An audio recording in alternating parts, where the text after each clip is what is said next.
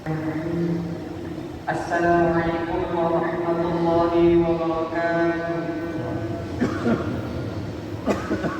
Alhamdulillahi rabbil alamin, wassalatu wassalamu ala asyrafil anbiya'i wal mursalin wa ala alihi wa sahbihi ajma'in. Amma ba'd.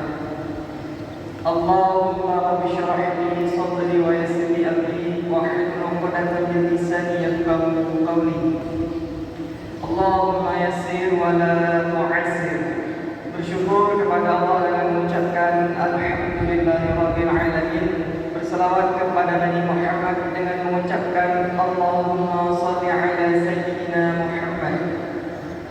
Yang kami hormati dan kami muliakan imam masjid, BKM masjid dan juga seluruh pengurus masjid, syuhada gedung, dan juga kepada seluruh jamaah tetap maupun jamaah setia GPS, SMS pada Sabtu subuh yang berkah ini. Sebelum kami menginformasikan tata laksana sholat subuh pada pagi hari ini, terlebih dahulu kami menginformasikan untuk kegiatan Syiar Mahabbah subuh Ahad esok. Mari sama-sama kita berkunjung ke Masjid Istiqamah, Kampung Jok Kiri Kandang, Kecamatan Muara Dua. Untuk SMS Ahad esok, mari sama-sama kita berkunjung ke Masjid Istiqamah, Kampung Jok Kiri Kandang. InsyaAllah yang akan menjadi muazzin Tengku Jamur, yang akan menjadi imam Tengku Farid Nazmi STMSI. InsyaAllah yang akan menjadi penceramah Dr. Tengku Kafrawi MA. Adapun untuk GPS yang akan datang, mari sama-sama kita berkunjung ke Masjid Al-Mukhlisin Tumpuk Tengah, jamaah yang dimuliakan oleh Allah Subhanahu wa taala. Adapun tata laksana sholat subuh pada pagi hari ini yang diawali dengan muazzin Ustaz Novel, dan alhamdulillah baru saja kita telah menyelesaikan sholat subuh secara berjamaah yang diimami oleh Ustaz Abdul Halim LC LLM. Dan sebentar lagi mari sama-sama kita mendengarkan nasihat yang akan disampaikan oleh Letkol Infanteri Jenderal Sayyid Nurhono SIP MIP. Hanya ini yang dapat kami sampaikan, lebih dan kurang kami mohon maaf. Assalamualaikum warahmatullahi wabarakatuh. Assalamualaikum warahmatullahi wabarakatuh.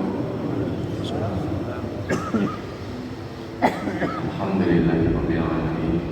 Salatu wassalamu ala asyrofil anbiya'i wal mursalin wa ala alihi wa sahbihi ajma'in. Rabbi shrah li sadri wa yassir li amri wa hlul 'uqdatam min lisani yafqahu qawli. Wa bi ayyi ala rabbikum idza ja'a nasrullahi wal fath wa ra'aita an-nasa yadkhuluna fi dinillahi afwaja fasabbih bihamdi rabbika wastaghfirhu innahu kana tawwabur rahim. Syukur kita kehadirat Allah Subhanahu wa taala dengan senantiasa mengucapkan alhamdulillahirabbil alamin. Karena atas limpahan rahmat, taufik, hidayah dan hidayahnya, kita semua masih bisa berkumpul di rumah Allah dalam keadaan sehat walafiat. Tentunya kita tahu di kurun waktu belakangan ini banyak rekan-rekan kita, sahabat-sahabat kita yang sudah mendahului dipanggil Allah. Itu yang patut kita syukuri bersama. Kemudian bersolawat kita kepada Rasulullah SAW sebagai nabi junjungan alam yang nantinya kita sangat harapkan syafaat beliau di yaumil akhir. Kemudian yang kami hormati Imam Syekh Masjid Syuhada Gedung, kemudian para guru-guru kami, rekan-rekan seperjuangan menegakkan agama Allah yang tidak henti-hentinya kita selalu mendapatkan rintangan, cobaan, dan ujian. Bahkan rintangan itu berasal dari diri kita sendiri, karena sesungguhnya musuh terbesar dalam hidup kita adalah nafsu diri kita sendiri. Sholat subuh yang dirahmati oleh Allah, setelah kira-kira 7 bulan saya atau kami pribadi meninggalkan kota Sumawe, kota Serambi Mekah. Memang ada beberapa hal yang ingin sebenarnya sama-sama kita perkuat iman dan takwa kita kepada Allah Subhanahu wa taala. Kemarin rekan-rekan dari para khotib baik GBS, SMS, JSCB pada saat kami datang di Sumawe untuk menjenguk anak-anak ini, Pak Indra kasih spirit lagi. Saya tidak bisa menolak karena inilah yang akan saya sampaikan. Semoga menjadi pelecut kita baik itu kita yang masih belum menikah, kemudian kita yang sudah berkeluarga. Semoga cerita ini bisa menjadi pelecut kita. Saya sampaikan dari awal, semenjak saya masih mendapatkan amanah di sini, kemudian pergi lagi mendapatkan amanah yang lain, bahwa sesungguhnya kita tidak sedang berceramah, kita tidak sedang memberitahu orang lain, karena sebenarnya tidak ada yang lebih hebatnya kita dengan orang lain, sama saja. Hanya pengalaman dan ilmu yang membedakan kita.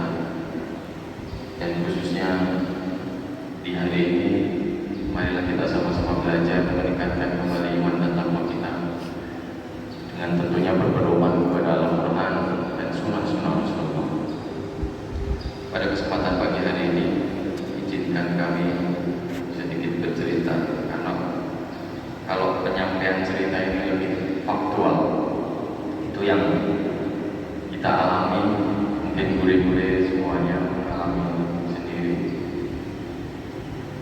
Dari idola kita semua, yaitu Nabi Muhammad SAW. Beliau menegakkan agama Islam, mensiarkan agama Islam penuh dengan tantangan. Kita semua tahu ini.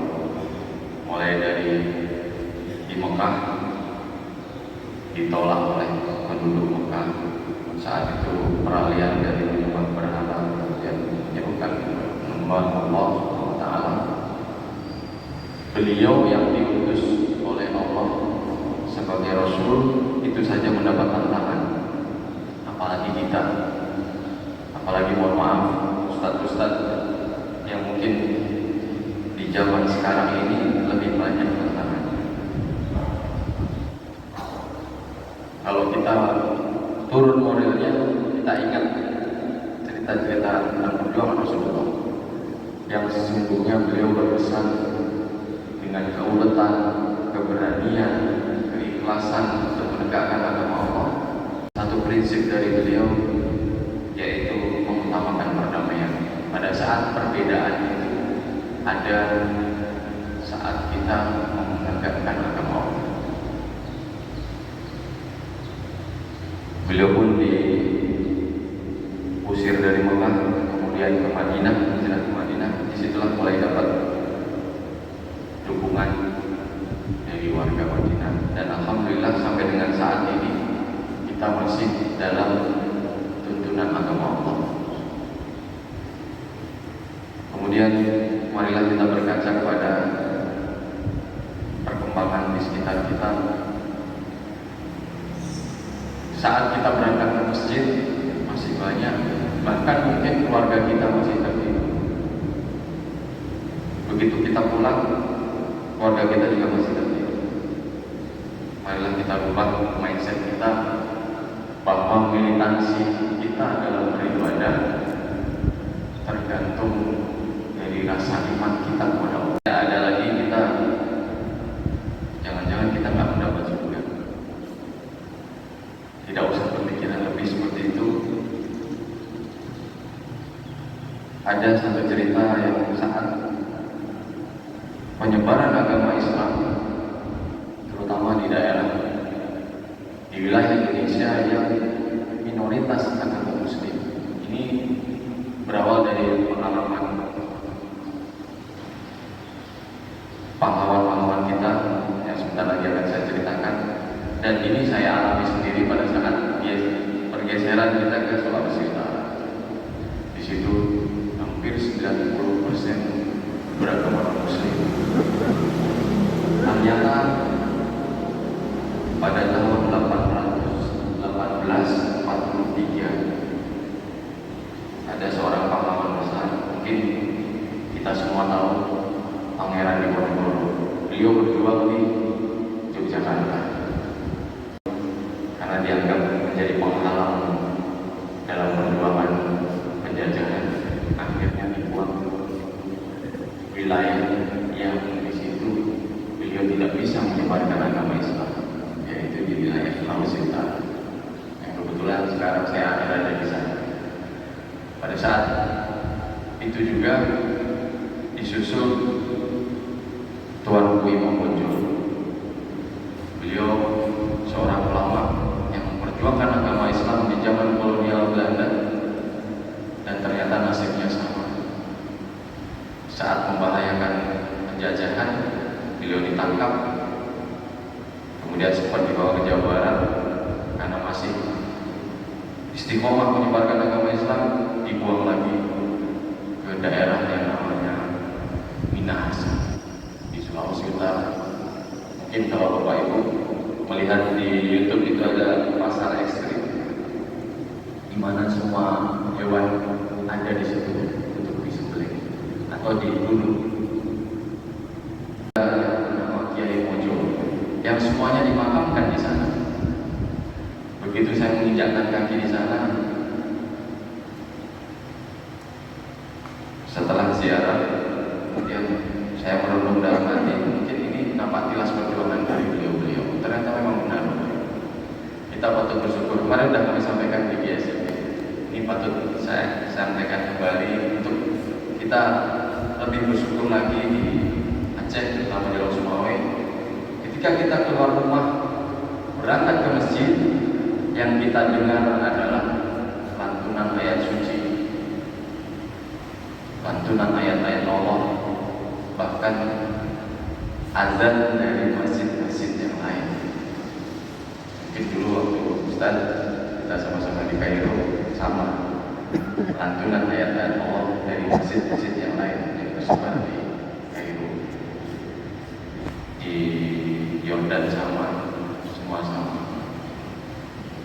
Yang berbeda adalah yang mau saya sampaikan ini. Saat kita keluar rumah subuh di sana 4:15 menit. Kami biasanya keluar setelah sholat sunnah qobliyah subuh, karena takutnya di saat perjalanan tidak sempat lagi dan cukup jauh ke masjid. Yang terdengar apa, Bapak Ibu? Yang terdengar adalah ceramah dari tempat ibadah agama yang lain, yang mulai jam 4:00 sudah berkumandang. Kalau yang kita dengar di sini kan lantunan sebelum azan, kalau ada lantunan ayat suci Al-Quran. Di sana ceramah yang tempat ibadah tersebut sudah dipenuhi oleh para jamaah. Saya merinding lewat tempat ibadah tersebut, dan itu tersiarkan oleh alat pengeras yang dari ujung sampai ujung terdengar, dan itu sampai jam 6 pagi. Di sana masjid itu, kalau saya analogikan di sini, ini masjid yang ditemukan pertama, masjid berikutnya kita masih harus belok subuh, hampir 45 menit atau 1 jam perjalanan. Antara masjid ini dengan masjid yang di Loksumur terhampar setiap 20 meter, 50 meter itu tempat ibadah agama. Ini merupakan pengalaman berharga bagi saya. Kenapa? Karena ternyata memang berat. Kita sesungguhnya lebih mudah, tetapi tadi saat kami ke sini masih ada kafe yang buka,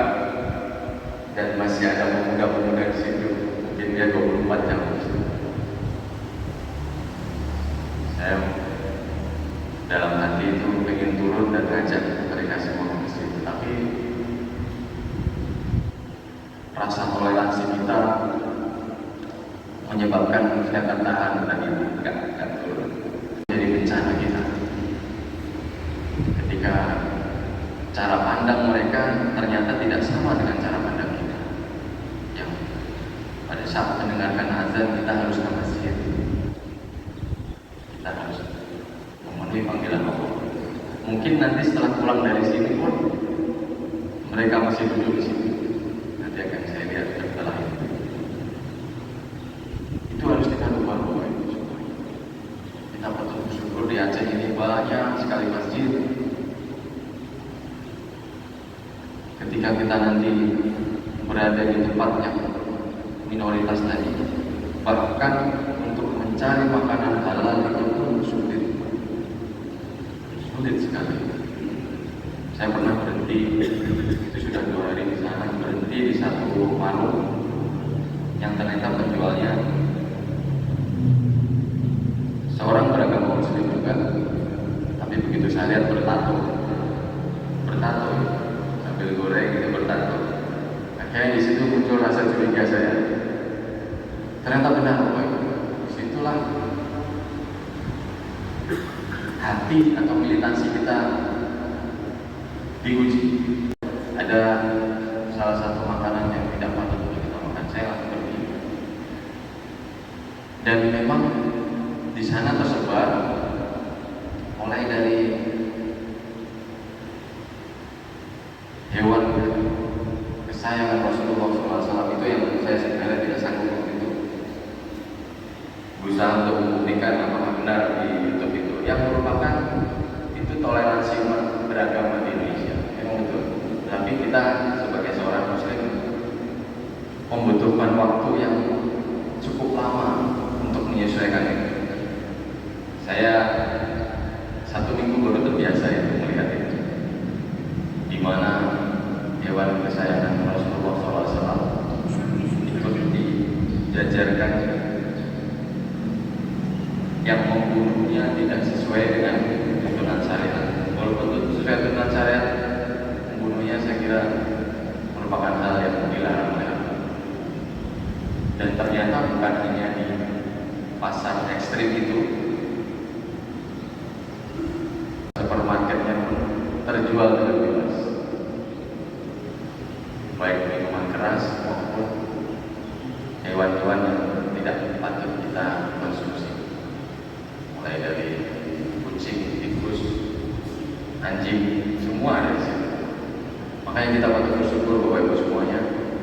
Saya mengingatkan kembali diri kami pribadi, kemudian Bapak Ibu semuanya, bahwa kita harus bersyukur sekali hidup di sekeliling kita yang mayoritas beragama Muslim, tetapi dengan catatan, marilah kita pulang dari masjid ini, kita lihat anak istri kita, saudara-saudara kita yang bisa kita ajak kembali ke akidah Allah, kita ajak. Kalau tidak, misalnya terlalu jauh, memang militansi itu perlu, tetapi mohon perhatikan faktor keamanan Bapak Ibu semuanya, karena memang ini sekarang zamannya sudah zaman akhir. Kadang kita mengingatkan untuk berangkat ke masjid, malah kita yang akan dicaci maki di sini. Di zaman sekarang, yang benar jadi salah, yang salah jadi benar. Hanya akidah kepada Allah yang bisa menyelamatkan kita di dunia wal akhirat, untuk mendapat surganya Allah fi jannatin na'im bi ghairi hisab. Kemudian selanjutnya yang ingin saya sampaikan adalah makna dari yang kami ceritakan tadi, setidaknya menjadi spirit tersendiri buat kita, bahwa di zaman Rasulullah pun itu sudah terjadi. Bahkan Rasulullah difitnah, Allah pun difitnah. Sempat waktu itu punya anak saja, Kemudian apabila kita difitnah di suatu pekerjaan apapun itu, dalam surat Muhammad ayat 7 disampaikan bahwa hai orang-orang yang beriman, jika kita menolong agama Allah, maka Allah akan menolong kita dan meneguhkan kedudukan kita. Sekarang ini patut kita mawas diri bahwa keselamatan dan faktor keamanan itu yang patut ditambahkan juga. Misalnya Bapak Ibu pagi ini tadi berangkat ke masjid, ada yang masih nongkrong di kafe misalnya. Kalau Bapak Ibu tidak punya kekuatan untuk mengingatkan, kalau saran kami lanjut saja ke masjid baru, kita teguhkan dengan kita, biarkan Allah nanti yang mengingatkan. Tetapi kalau kita merasa mampu, mari kita ajak mereka kembali ke akidah ke jalan Allah. Kemudian yang paling terakhir,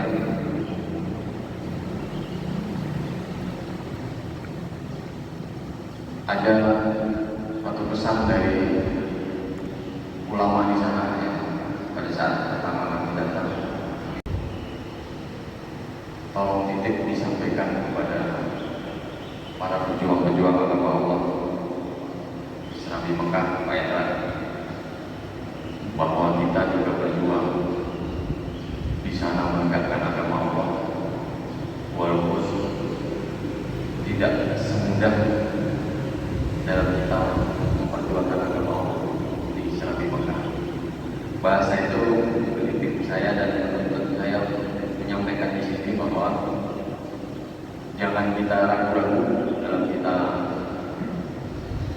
kembali mengingatkan diri kita, mengingatkan orang-orang terdekat kita bahwa sesungguhnya kita sudah berada di jalan yang benar. Tadi di Mukadimah kita sampaikan surat ke-110 surat An-Nasr. A'udzubillahi minasyaitonir rajim. Bismillahirrahmanirrahim. Idza ja'a nasrullahi wal fath. Nanti akan datang pertolongan Allah atas kekuasaan Allah. Orang memeluk agama Islam, disitulah nanti kita melihat bahwa Islam merupakan rahmatan lil alamin dan merupakan agama yang menuntun kita menuju ke hari akhir yang kita nantinya semoga mendapatkan syafaat dari Rasulullah SAW. Itu saja Bapak Ibu yang dapat kami sampaikan. Ada kurang lebihnya mohon maaf. Semoga bisa menjadi referensi buat kita dalam kita meningkatkan perjuangan kita menegakkan agama Allah sampai dengan malaikat Israel datang di hadapan kita masing-masing. Kemudian kita membawa perbekalan kita, amal kebaikan kita untuk menghadap Allah Subhanahu wa Ta'ala. Akhirul kata, ada kurang lebihnya mohon maaf. Yang benar dari Allah, yang salah dari kami pribadi. Bila taufik wal hidayah.